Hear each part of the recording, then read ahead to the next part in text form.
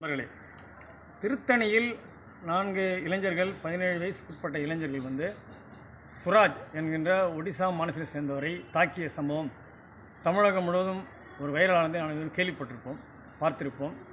மிக ஒரு மோசமான இந்த சூழ்நிலைக்கு யார் காரணம் அப்படி என்று பல்வேறு ஆய்வுகள் தொடர்ந்து வருகின்றன. ஒவ்வொருத்தர் தரப்பிலையும் சுராஜ் தாக்கப்பட்டதை கண்டித்தாலும் இன்னொரு கோணத்தையும் நான் சொல்ல விரும்புகிறேன். போலீஸ் அறிக்கை தொடர்பாக தமிழ் ஒரு செய்தியை வெளியிடுகின்றது.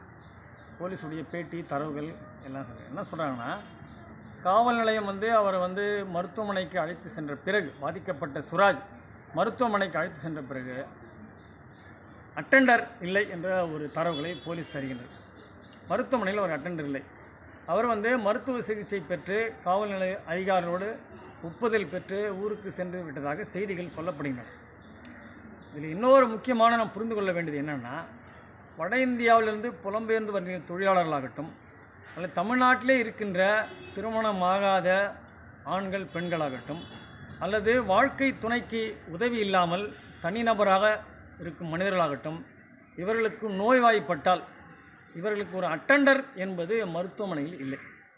தனிநபர்கள் தங்கள் உடல் உபாதைகள் நோயுற்ற பிறகு மருத்துவமனையிலே சேர்ந்து தங்கி சிகிச்சை பெற வேண்டிய சூழல் வருகின்ற பொழுது அட்டெண்டர் இல்லாத ஒரு காரணத்தினால் அவர்கள் மருத்துவமனையில் சேருவதற்கு, பெட்டில் அனுமதிக்கப்படுவதற்கு மிகுந்த பிரச்சனையை சந்திக்க வேண்டியிருக்கிறது.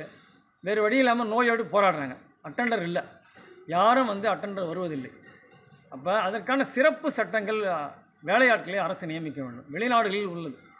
தமிழ்நாட்டில் அட்டெண்டர் இல்லாமல் ஒருவர் அவர் மனைவி இருக்க மாட்டார், குழந்தைகள் இருக்க மாட்டாங்க, இறந்து போயிருப்பாங்க அல்லது பிரிஞ்சு போயிருப்பாங்க, அவரை கவனிக்க முடியாமல் இருக்கும். அப்போ அவருக்கு அரசின் சார்பாக ஒரு அட்டெண்டர் நியமிக்கப்பட வேண்டும். ஒவ்வொரு அரசு மருத்துவமனையிலும் எந்த படுக்கை உள்ள வசதி உள்ள மருத்துவமனையில் அட்டெண்டர்கள் என்பதை அரசு தீர்மானிக்க வேண்டும். சுராஜ் விஷயத்தில் அதான் நடந்திருக்கு. சுராஜ் தாக்கப்பட்டிருக்கார், வெட்டப்பட்டிருக்கார், நர்ஸும் கவனிப்பாங்க. ஆனாலும் ஒரு அட்டெண்டர் தான் அவருக்கு உதவி செய்ய முடியும். அவருக்கு உரிய நேரத்தில் அவரை கழிவறைக்கு அழைத்து செல்வது, மாத்திரைகள் கொடுப்பது, உணவு கொடுப்பது எப்பயுமே நர்ஸுகள் செய்ய முடியாது.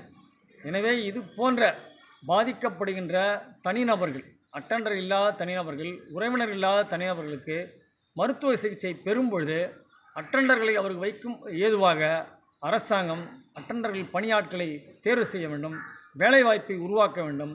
இது போன்ற நோயாளிகளின் பதற்றத்தை தவிர்க்க வேண்டும். நன்றி.